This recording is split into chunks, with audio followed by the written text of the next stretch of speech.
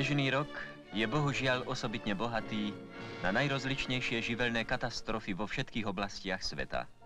Vo Švajčiarsku v blízkosti hraníc s Talianskom sa zrútilo do údolia Saas-Fee niekoľko miliónov kubíkov ľadu z Alalinského ľadovca. Lavína za 20 sekúnd zavalila ubytovne robotníkov pracujúcich na blízkej priehrade.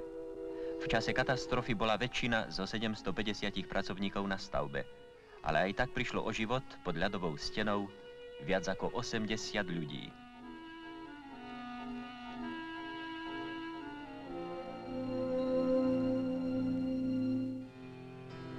Tohle jsou záběry z Itálie, která byla letos postižena záplavami v důsledku velkých dešťů už po čtvrté. Škody na obytných domech, silnicích, mostech a železničních tratích jsou zatím nezjistitelné.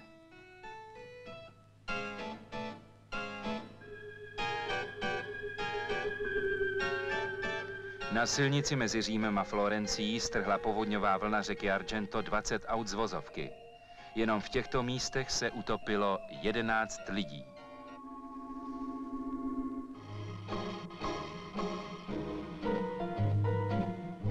SEALAB 2 je názov nového amerického podmorského laboratória, ktorého 9-člennej posádke velí kozmonaut Scott Carpenter.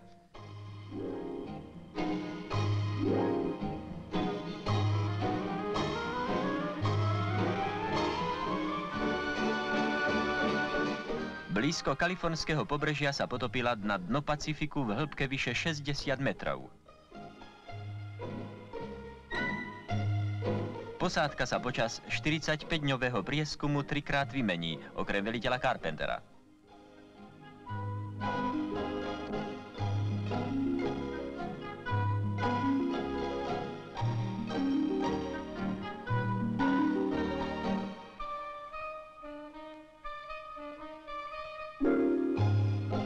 Vedecký program podmorského laboratória je široký.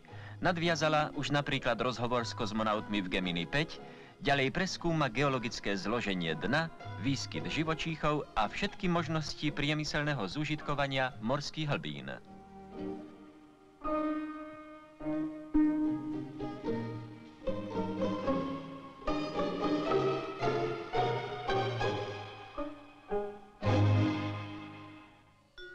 Tajemství života pod vodou můžeme pozorovat i v Praze, v akváriu závodního klubu Tatra na Smíchově. Tahle ryba je z nilských bažin a jmenuje se Pichir. Žila už před 300 miliony lety. Zrovna tak bahník africký je vlastně prarybou, jak dokázali skameněliny z doby křídové.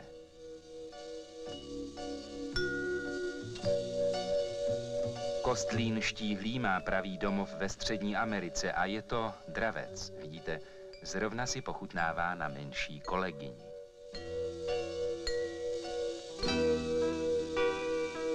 Ryby a praryby ze všech světadílů ve Smíchovském akváriu přišlo obdivovat za dobu jeho trvání už na 250 000 návštěvníků.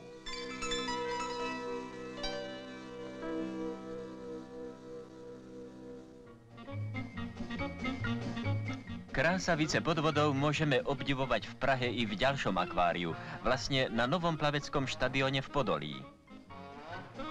Má 3 bazény, krytý 50x20 metrov a 2 otvorené, všetky s vyhrievanou vodou na 25 stupňov. Po stránke architektonickej je podolský štadión dielo ozaj úspešné.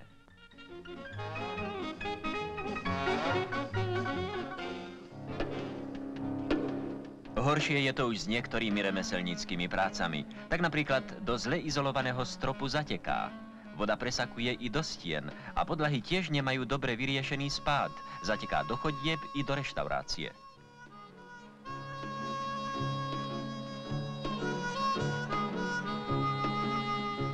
Korunu všetkému však nasadili sami návštevníci. Za 4 mesiace od otvorenia poodlamovali desiatky sprch a kohútikov.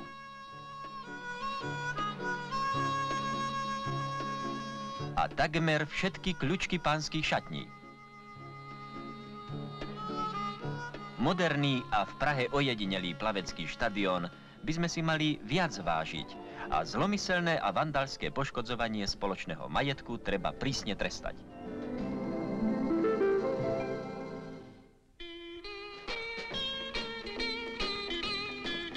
amsterdamských loděnicích postavili plovoucí hotel o 5 patrech pro 250 italských dělníků pracujících v železárnách v IJmuidenu.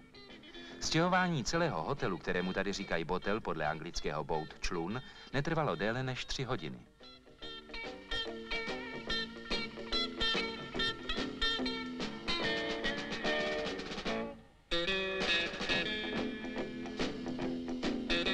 Interiéry a zařízení plovoucí ubytovny jsou řešeny v nejmodernějším stylu. IJmuidenští železáři se už mohou jenom nastěhovat.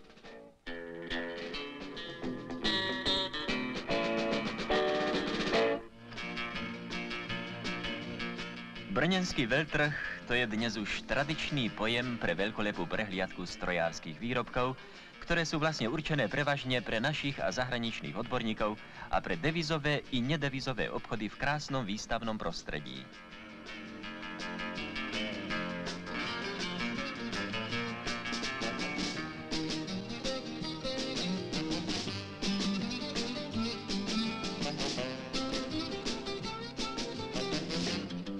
Desaťtisíce návštevníkov a medzi nimi samozrejme aj množstvo obchodníkov a záujemcov z celého sveta má tu ozaj čo obdivovať.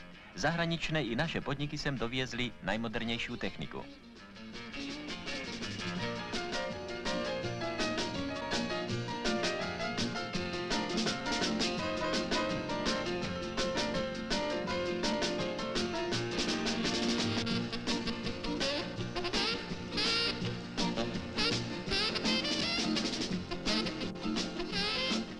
Záujem prostých návštevníkov, ktorí strojárenským novinkám ani veľmi nerozumejú, sa tohto roku sústredil najmä na nové typy aut, ako Simca, Ford, Renault, NSU, Mercedes, Fiat, Saab. Je tu stále veľká tlačenica.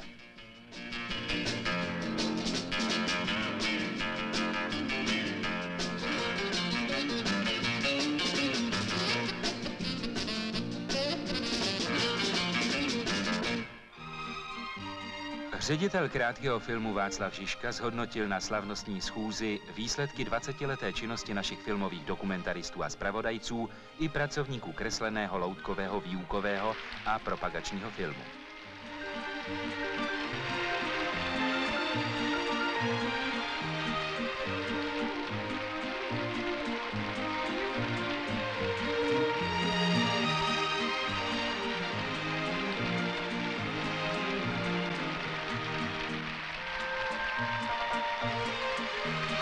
Krátkaři, jejichž díla naše veřejnost zná zejména z úspěchů na zahraničních festivalech, byli pak vyznamenáni medailemi a diplomy za svou dlouholetou a poctivou pracovní činnost.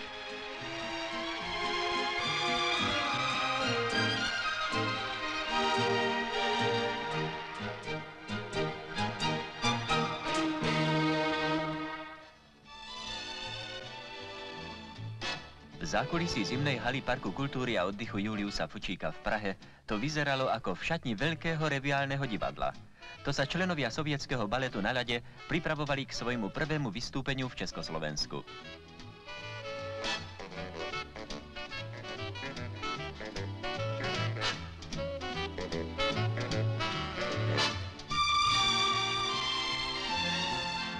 Oproti iným zahraničným reviálnym súborom predviedli sovietskí krasokorčuliari ozaj klasický balet na ľade, ktorým v solových i komparzových scénach celý program na ľadovej ploche vrcholí.